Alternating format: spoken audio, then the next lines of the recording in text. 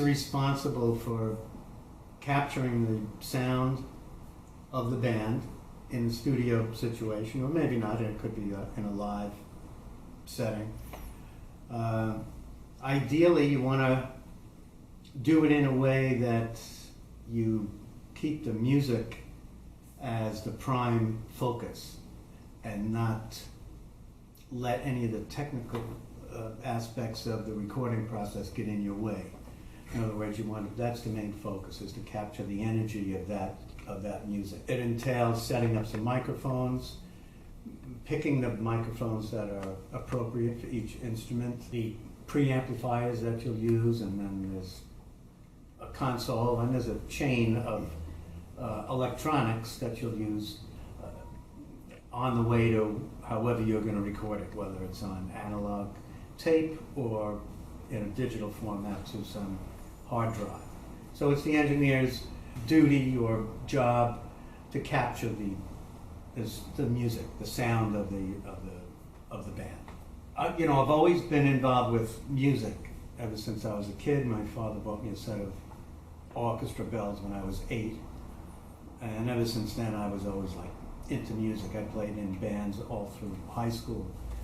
So a lot of the bands, a lot of the people, I would say a lot, but some of the people that were my heroes growing up, I wound up working with in the studio. Actually, I didn't even think in those terms. Like the idea of ever working with Miles Davis, I used to listen to Miles Davis, in high school. Never gave it a thought that I would ever even, work with him, much less say, how can I get involved with Miles Davis? It just happened. I just was following my passion and my dream and my love of music. And it took me, and that's what got me involved in the recording business.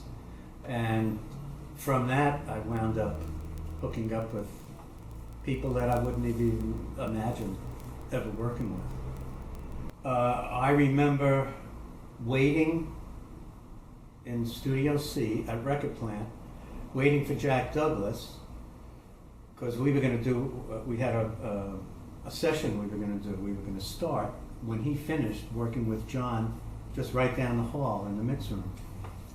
And as I was waiting for Jack, I was setting up in the room. He came over to me and said, somebody just shot John. And I said, John who? Because the last person you would think anybody would shoot is John Lennon. And when he told me, I was just totally shocked, and it was horrible. And so I remember that very clearly, and of course we didn't do anything work that night, but that's the way I heard about it. That's what I heard about it. I like the old style of R&B, something with a groove, something that makes you want to move, and that and Latin music, like salsa kind of music, makes me want. I'm not a big dancer, but I have a fun time dancing to salsa kind of stuff. But if it isn't that, it's like R&B, like the band Stuff. That was like a band that I would always love to go and listen to. He's the greatest guy. He's really down to earth. Not what I would have imagined, And I had to meet him one day. I met him right here, and so we just went to go have a drink, just to get acquainted and just meet. He's got great ears. When we mixed his record, he was usually out of the room watching some cooking show, like I watch a lot. But if there was, every once in a while, he'd come in and he'd say, no, hey, wait a minute, something's not right here or there. So he's got great ears. I really respect him for that, as well as his musicianship. He's a great player and a great guy. I really respect him. Well, one thing about Rocks was, what was cool about that was Jack Douglas was rehearsing the band in Medford in this big warehouse. And the band was getting kind of comfortable in there. They were all set up, and you know, they had their amps right in the room, and Joey had big bass cabinet behind them, and there was a microphone in the bass drum, and it was going through one of these little MXR mixes, EQ rather, and he had all of the, everything from like 125 and up, everything rolled off, and then, you know, just the 2 frequencies below that pushed all the way up. So when he just tapped his bass drum, he just felt this big air just hit him in, you know, in the back. And so he liked that. So Jack felt that, and the band felt that they wanted to record the tracks right there. So it was easy to just bring the truck up there. And there again, it's like the job of the engineer or a producer is to keep the music first. That's what it's about. It's not about recording the sound so that it's technically perfect. If the band doesn't, or if like a singer isn't ready to sing because you took too long to pick the mic that you want or get a sound on his voice, and they don't feel like singing anymore, you blew it. You know, the engineer didn't do the right job. So anyway, in this case, it was, the band was comfortable in this warehouse, so we brought a truck, record plant, remote truck, parked it next door, and we decided to leave Joey's setup with the kick drum blowing, coming out of that big cabinet every time he hit it.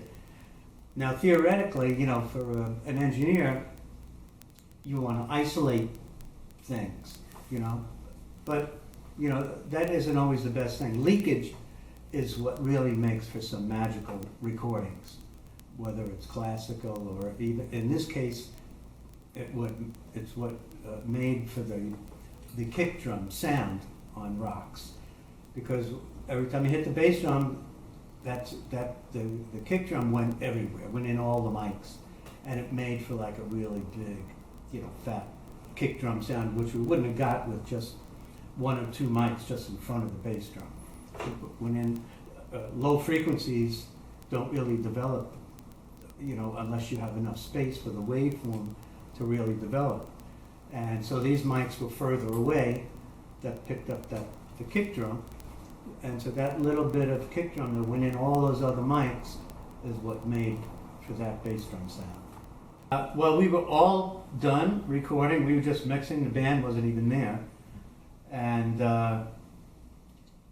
Jack felt that the bass just wasn't, you know, punchy enough.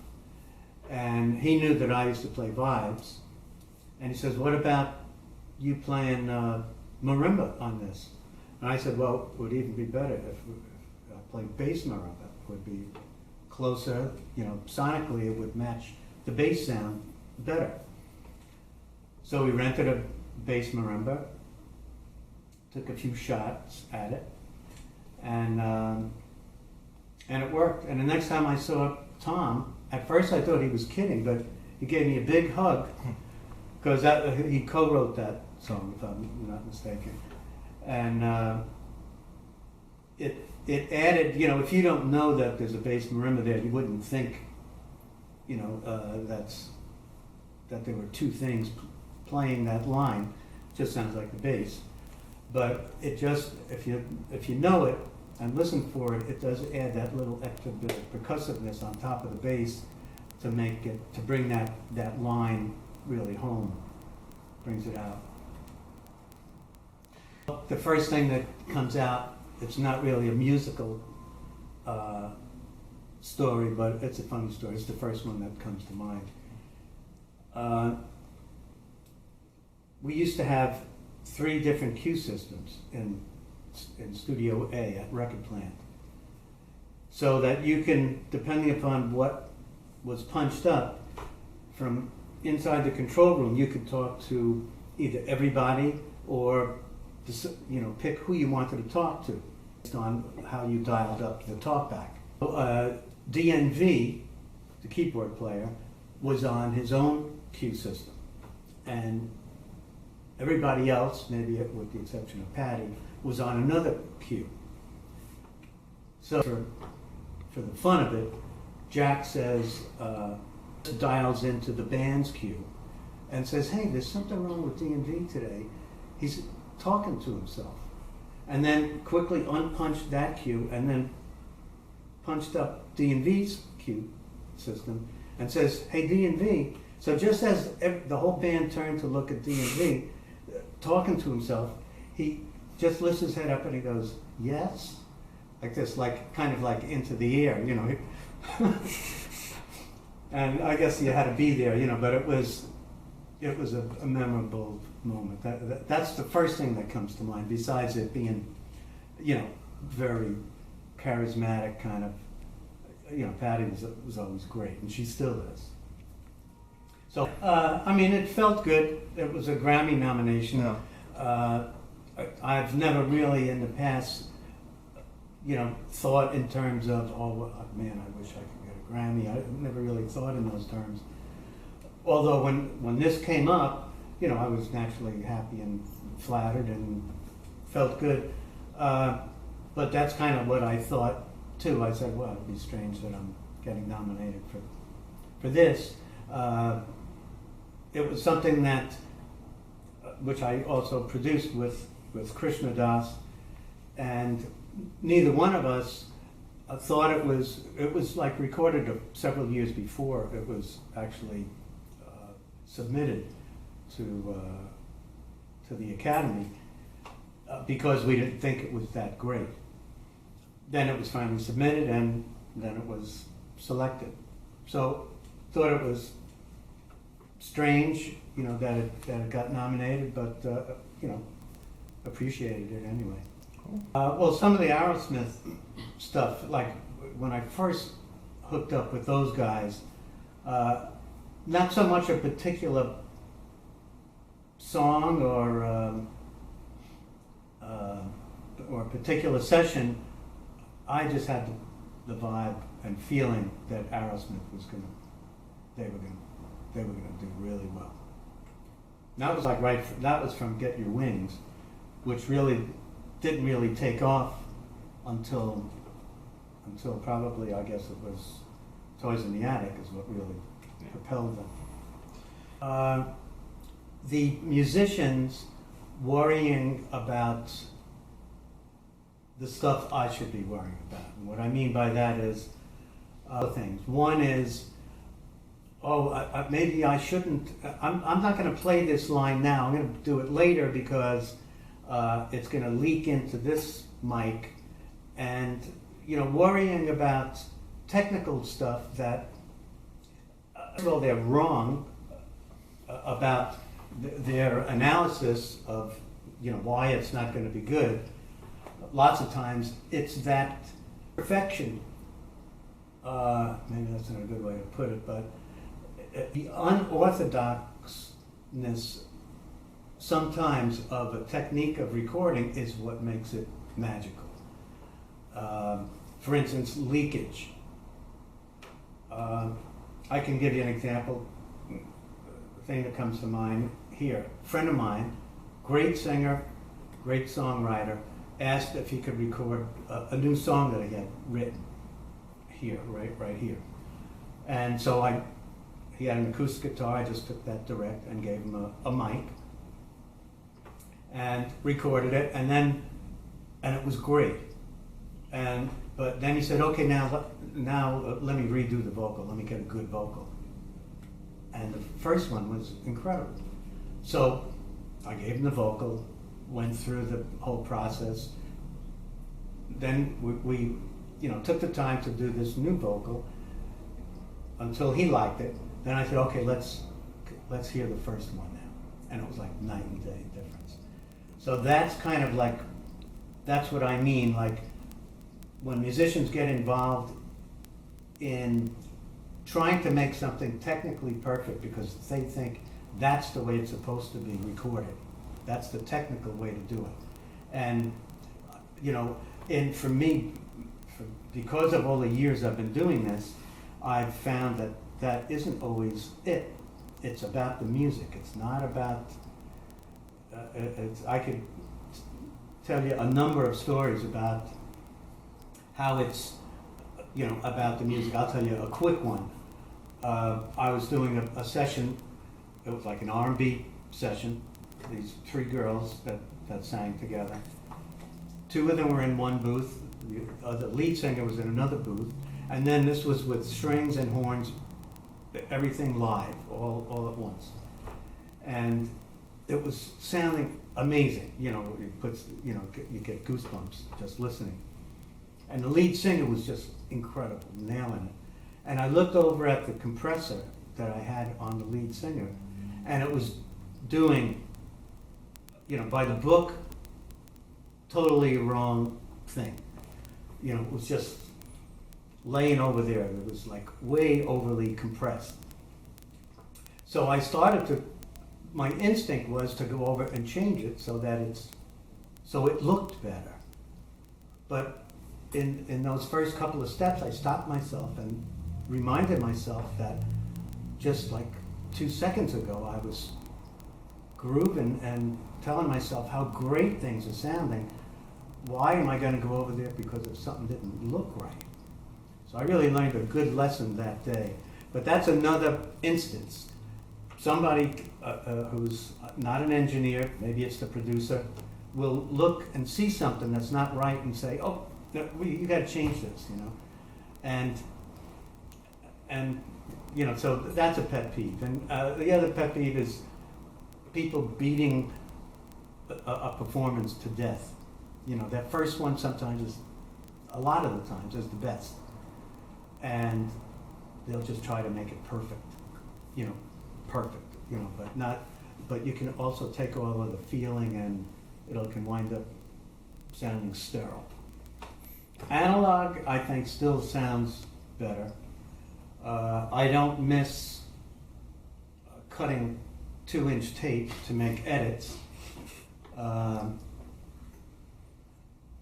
don't miss carrying, 50 pounds of reels of analog tape around to the next session if I can carry a flash drive. So for that, for those reasons, and there's lots of things in the digital world that you just can't do in the analog world.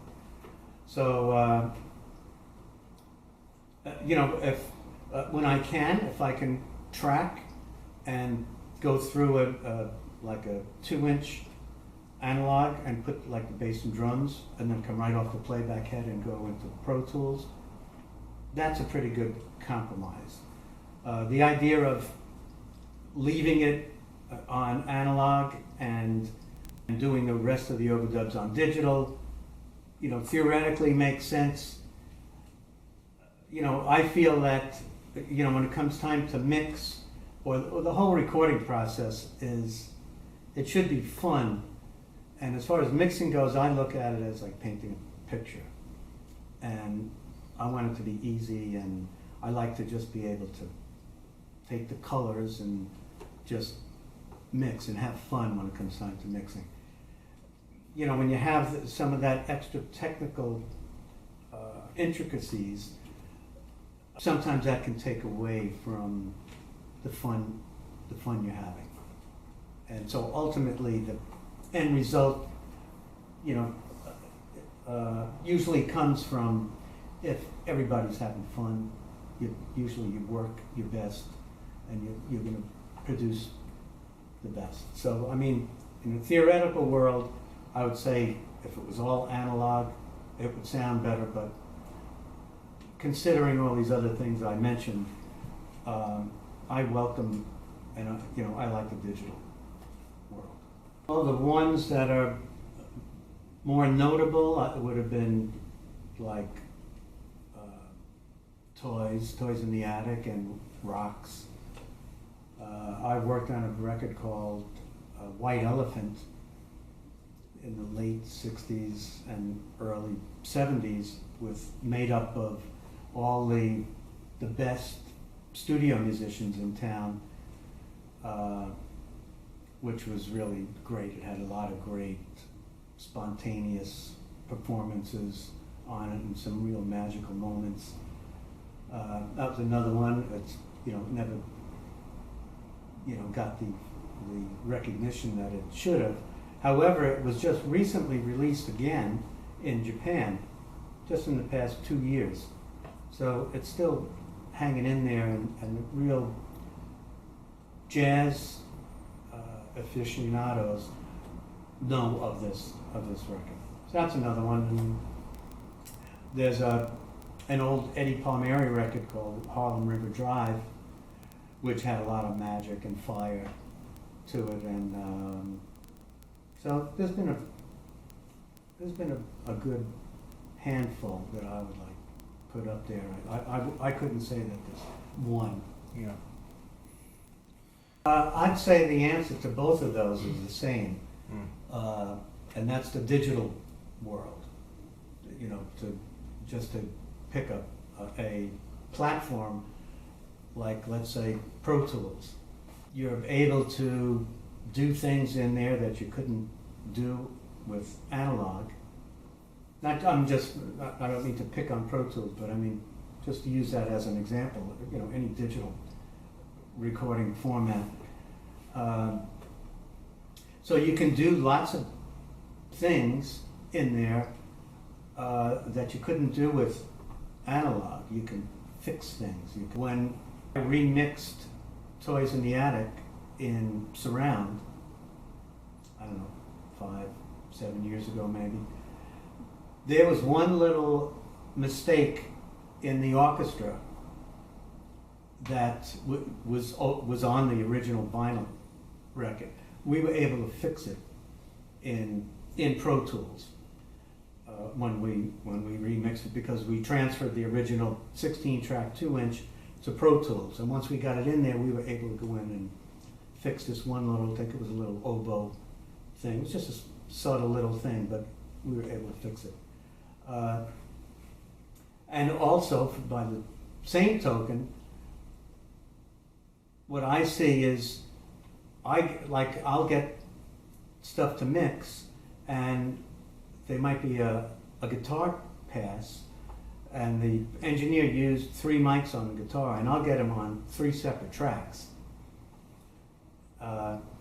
With analog, you not only would always combine those 3 mics, make that spontaneous decision to commit to something, which makes for a lot of magic lots of times. So, the setback is that it takes away from the creativity of being in the moment and making decisions that make for a lot of magical sounds. And sometimes with analog, if you get a great sound and you want to print the flanging and the reverb that you have on these guitars, or a vocal, you print it and it's on that track. Next day or the next week, you're in a different location where you don't have the same outboard gear, but it's already on that track. You bring that fader up and you have that magical sound. With Pro Tools, because you have all of these options, I find way too, more often than not, people put off making a decision until the last possible step. So one of the problems with that is when comes time to mix, you're more of a bookkeeper than a painter of this soundscape that you want to create. You got to figure out, well, what is a solo? That with his 8 solos, guitar solos, why did we do so many? You forget. And I've seen it. I've been with a bass player he's just doing a little bass solo. He said, let's just go back to the bridge. There's that one bar. I just want to nail. I want to just hit the tonic here or there, and then he'll do it. And I say, well, let me try it again, and we'll wind up with like 6 or 8 passes. Now he goes home, and if you don't address it right then and make that composite, a month from then, when it comes time to mix, you don't remember, why there were that many, different passes. Probably the first one was fine as it was, but you defeated the purpose of why he did all those passes, because by that time you've forgotten it. There's just no way to keep notes on all of that stuff. And that's the downside of the digital world. People can just put things off, and it takes away from the fun and the creativity of being in the moment and making a decision. I don't want to sound old-fashioned or anything, but I miss, like I mentioned before, kind of music I like is it's got a groove to it, something that makes you want to move. And when I'm done hearing a song, I'd like it to be in my head. I just don't hear a lot of that now. Hopefully it's going in that direction, but I don't see that. I mean, a lot of the music today is synthesized. That's another downside of music and technology. It can be synthesized, and too many people are making music that, I don't say they shouldn't be, but that aren't as musical as some great musicians out there. So that's the music that comes on the scene, is made by, a lot of times it's made by one person. So you miss that magic that comes from the interaction of a band playing together. Or even just people collaborating. When you just get that one point of view, and sometimes that person isn't a great musician, but because of the technology that's here, that's what gets flooded. That's what's in the market, and that's what a lot of the music that we hear today. So I'm hoping that it goes back to, musical, melodic kind of music with melodies that's memorable and something that you can groove to. I would hope that it says that I was the kind of engineer that cared about the music and the musicians and kept that first. And like there was one compliment that I got once. I was recording a band live, and they said, "Oh gee, I forgot we were recording." So that made me feel good. I felt I was really doing my job there. I also got a compliment from a friend, great saxophone player, telling me that I was one of the first guys that he felt that there was somebody on the other side of the glass. So musically, that's what I'd like to hear. Personally, I'd just like to feel that I made a lot of people laugh and made people happy and was there for people. Great.